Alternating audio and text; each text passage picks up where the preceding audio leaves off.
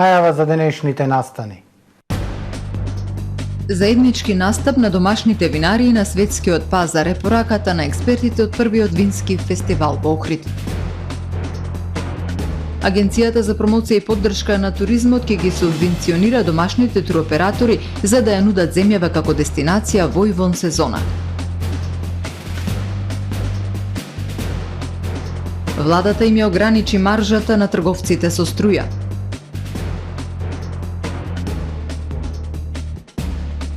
Во сабота ГРК Охрид го пречекува тимот на Прилеп. Круна на главата на Чарлс III утре, погребот на Елизабета II за 10 дена. Со најавените и со останатите содржини во дневникот започнуваме повременската прогноза. Останете со нас.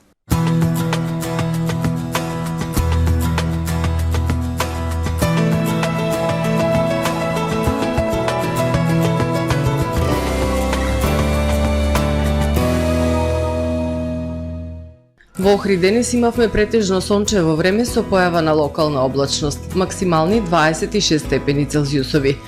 Во текот на ноќта, петок кон сабота, претежно ведро време со локална облачност. Во сабота на централна, источна и југоисточна Европа умерено облачно и нестабилно време со врнежи од дожд и грмотевици. Врнежи од дожд се очекуваат и на Балканскиот полуостров. Во останатите предели од Европа ќе преовладува претежно сончево време со локална облачност. На Балканскиот полуостров утре умерено облачно и нестабилно време со врнежи од дожд и грмотевици, но и посвежо со пат на температурите. Во јужните предели претежно сончево време со локална облачност. Максималните дневни температури ќе се движат во интервал од 23 до 31 степен. Во Македонија во сабота ќе преовладува претежно сончево време со појава на локална облачност и топло. Во крајните северни и североисточни предели се услови за сосема слаби и локални врнежи од дожд. Минималните температури од 12 до 21 степен, додека пак максималните дневни ќе достигнат до 25, односно до 33 степени. УВ индексот ќе има вредност 5. Во Охрид во сабота ќе преовладува претежно сончево време со појава на локална облачност. Минималната температура до 17 степени, додека пак дневната до 27. Во Охрид во недела претежно сончево време со појава на локална облачност и температура до 25 степени. Во понеделник и вторник посвежото утро со температура од 13, односно 11 степени. Во текот на денот сончево и свежо време со максимални 21, односно 22 степени.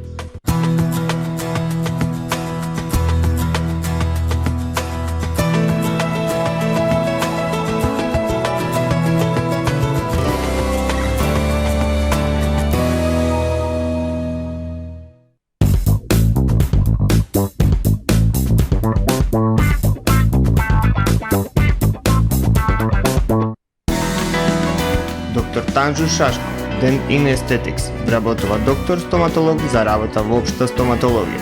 Работно време од 10 до 17 часа, од понеделник до петок. За сите останати услови јавете се на телефон 046 25 71 50 и 070 24 90 91. Дисконт Златна капка. Прв избор за сите ваши прослави и семејни веселби. Вршиме дистрибуција на сите видови алкохолни и безалкохолни пијалоци по најповолни цени во Струга и Охрид. Од нашата винска карта одберете вино од реномирани странски и домашни компании. Од богатиот асортиман со над 600 производи, покрај алкохолни и безалкохолни пијалоци, можете да се снабдите и со квалитетни чаеви и кафе. Тајната на 5-годишното успешно обстојување е секогаш задоволни клиенти. Дисконт Златна капка.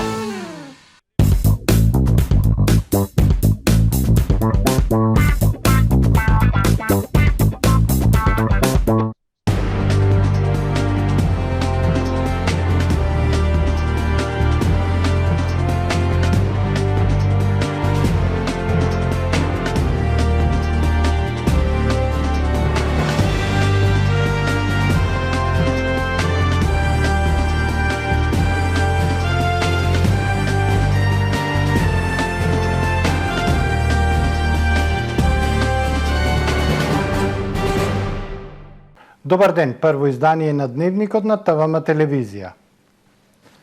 Нашата земја има голем потенцијал за развој на винскиот туризам. Македонските вина по квалитет се на рамниште со најдобрите во светот. Се извезуваат на сите континенти, но потребна е поголема промоција и маркетинг. Домашните винарии треба заеднички да настапат на светскиот пазар, порачуваат експертите на првиот винофест што се одржува во Охрид. Македонија има потенцијал за развој на винскиот туризам, плодно земјиште и погодна клима, но и богата винска традиција која се пренесува од колено на колено. Македонското тло е совршено за производство на висококвалитетно вино кое може да се рамни со светските врвни вина, но потребна е поголема промоција и маркетинг. Домашните винарии треба заеднички да настапат на светскиот пазар, порачуваат експертите на првиот винофест што се одржува во Охрид.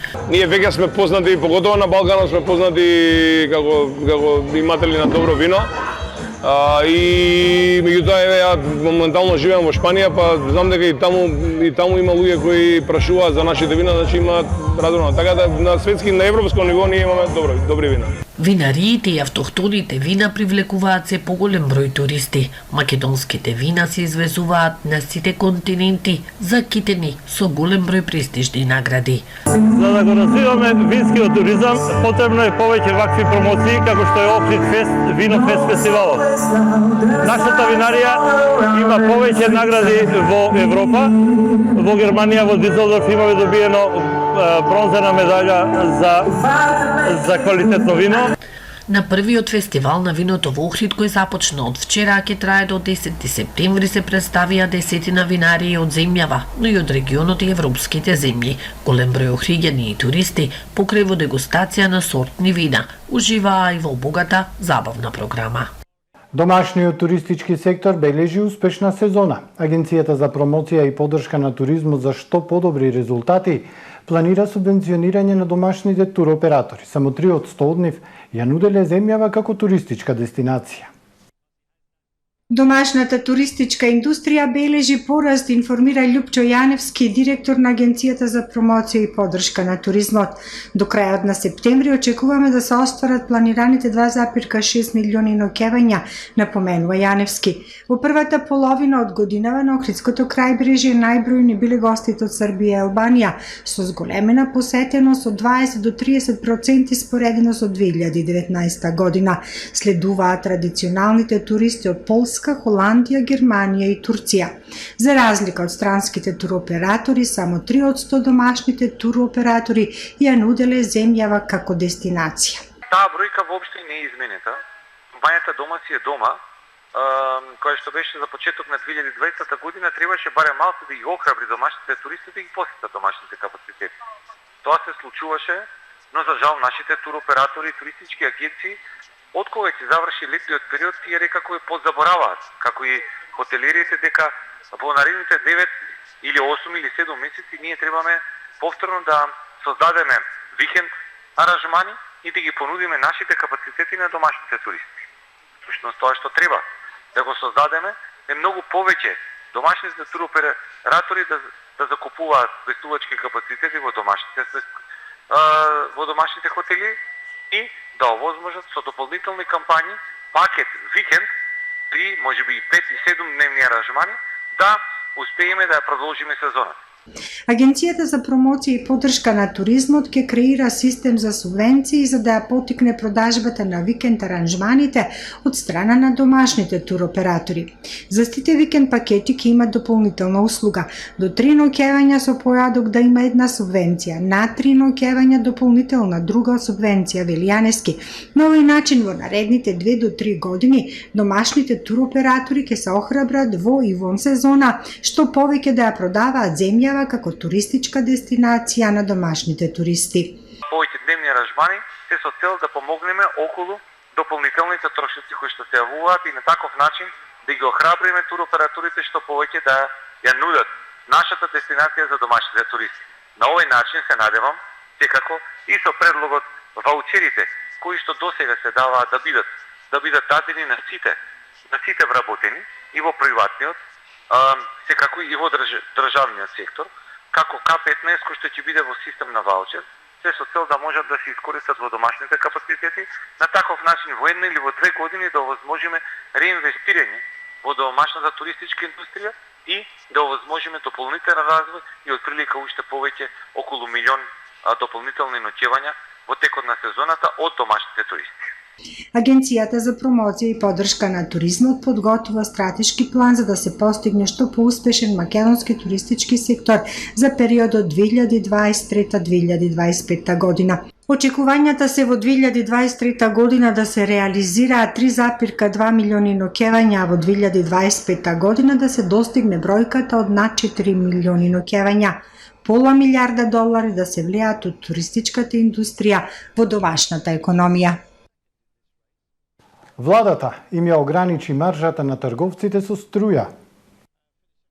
По предлог на Министерството за економија на денешната 80-та седница, владата донесе одлука со која се определува највисоката трговска маржа како посебен услов во трговијата на пазарот со електрична енергија.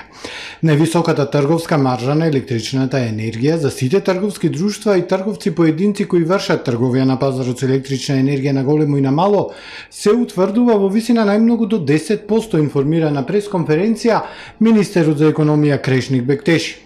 Одлуката се донесува за да се заштити домашниот пазар од нарушување поради злоупотреба во прометот на одделни производи и стоки и на предлог на Министерството за економија потребно е да почне да се применува пред почнувањето на грејната сезона од 15 октомври. Оваа одлука ќе се применува до 15 април в година. Министерот за економија Крешник Бектеши на денешната конференција појасни дека ваквата одлука следи од како е утврдено дека одредени компании и јавни институции, средни и основни училишта немаат склучено никаков договор за снабдување со електрична енергија и купуваат електрична енергија од снабдувач во крајен случај по повисока цена од берзанската. Затоа одлучивме ние како влада да направиме вакви измени, а дополнително на тоа ќе побараме, а веќе ги знаете и мерките кои се донесени, извештај кон почетокот на октомври во делот на тоа колку се штеди електрична енергија и од овие институции и на тоа дали ќе исклучиле соодветно договорите или не, се со цел да придонесат во облажување на енергетската криза, а дополнително на тоа да не го трошат буџетот кој е определен за нив неодговорно заради тоа што и тој е буџет на граѓаните на Северна Македонија. Љубителите на спортот покрај маратонското пливање викендов ќе можат да уживаат и во врвен македонски ракомет. Градскиот ракометен клуб Охрид утре ја започнува новата суперлигашка авантура на домашен терен.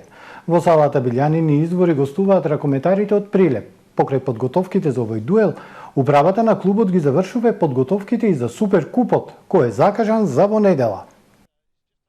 По минималниот стартен пораз од Бутел, новиот проект на градскиот ракометен клуб Охрид на свој терен треба да го покаже својот квалитет против Прилеп. Новиот ростер на играчи секој ден се повеќе се воигрува и преостанува времето да го покаже квалитетот што го поседуваат гладиаторите. Играчите нескриено потенцираат дека се фаворити на утрешниот дуел. Утре ни даде екипата од Прилеп, која воопшто не е за подценување. Е составена од неколку искусни играчи и млади играчи кои сакаат да се докажуваат. Има добра транзиција и треба да изиграме добро во одбраната со лесни голови, полуконтра, па да покажеме дека сме фаворити на овој надпревар. Грузиското дуо Рустемов Цинцадзе, кој оваа година дојде во Охрид токму од Прилеп, добро го познава утрешниот противник. Надпревар ќе биде интересен, затоа што имат искусни играчи, добри играчи, со нив имам играно 2 години игра во Прилеп.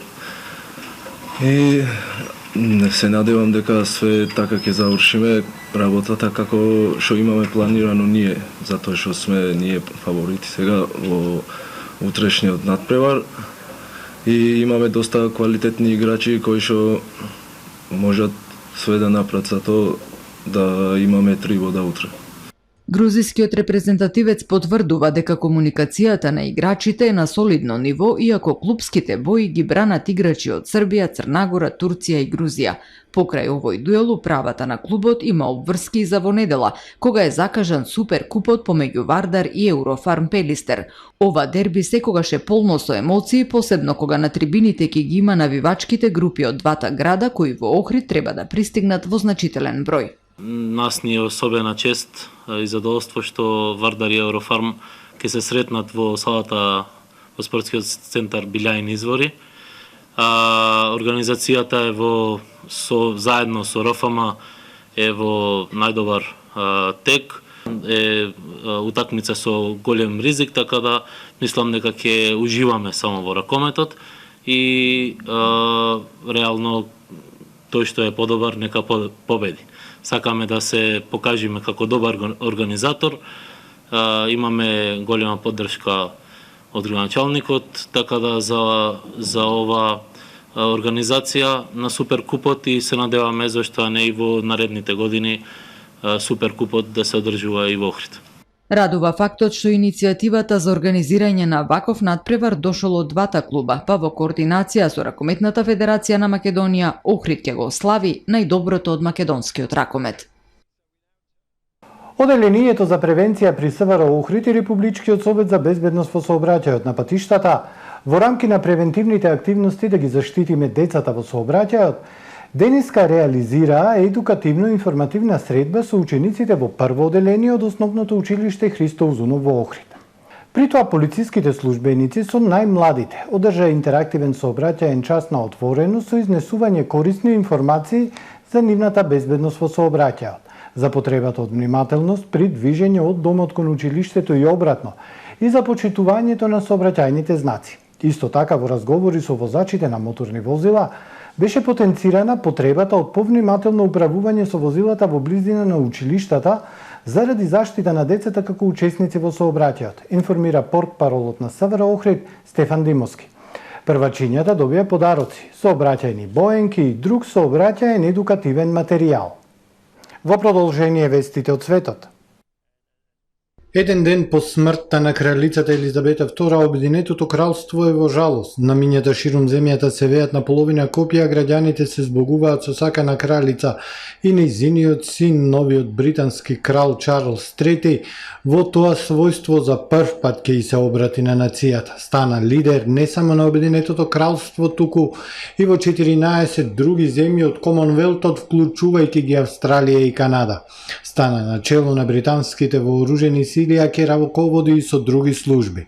И светските лидери се збогуваат со монархот кој на британскиот трон беше 70 години. За сега не е познат датумот на погребот, откако ковчегот со нејзиното тело ќе биде донесен од Шкотска во Лондон, ќе биде изложен во Вестминистерската сала околу 4 дена пред погребот во бавна процесија придружувана од воена парада и членови на кралското семејство. Граѓаните ќе може да гледаат процесијата додека поминува по улиците.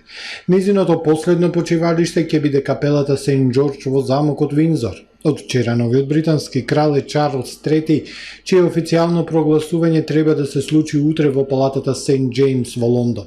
Илјадници британци се собраа вечерва пред Бакингемската палата во центарот на Лондон, оставајќи цвеќиња и пораки на оградата на официјалната резиденција. Граѓаните се собраа и пред замокот Виндзор. Црквите во Англија ќе бијат камбани за да ја одбележат смртта на кралицата. По смртта на монархот секојдневните предмети, полициските униформи, па дури и националната химна ќе треба да претрпат промени, ќе стапат во сила сега, а други ќе стапат во наредните месеци и години. Кралицата владееше повеќе од 70 години, мнозинството луѓе никогаш не знаеа за некој друг на тронот. Откако стана монарх во 1952 година, нејзиниот имидж е дел од секојдневниот живот. Нејзиниот лик се наоѓаше на се, од готовината до поштенските марки. Рускиот председател Владимир Путин изјави дека за Русија е неприфатливо во некои земји да се отстрануваат споменици на советските војници. Со болка во срцето гледаме како во некои советски земји се отстрануваат споменици на советските војници кои ги дадоа своите животи за слободата на својот народ, рече тој. Путин преку видеопорака им се обрати на учесниците на свеченото отварање на реновираниот меморијален комплекс Саур Могила во Донецк. Нагласи дека русите се сеќаваат на своите роднини, оние на фронтот и нивните другари, а во нивна чест Русија ги зачува и обновува меморијалните комплекси и никогаш не може да го разбере или прифати уништувањето и уривањето на она што го представува сеќавањето на херојството на предците, нивната храброст, страдање и жртви. Путин им се заблагодари на сите кои учествуваа во реставрацијата на комплексот, истакнувајќи дека идејата се родила пред неколку години. Генералниот секретар на Обединетите нации Антонио Гутереш денеска го повика светот да се обедини во поддршката на Пакистан, каде пристигна во екот на катастрофалните поплави.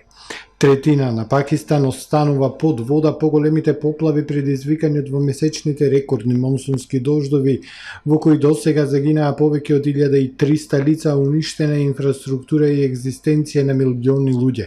Немалку 33 милиони се погодени од невидените поплави кои според повеќето наблюдувачи се директна последица од климатските промени, а пакистанските власти велат дека представуваат екзистенцијална закана за земјата.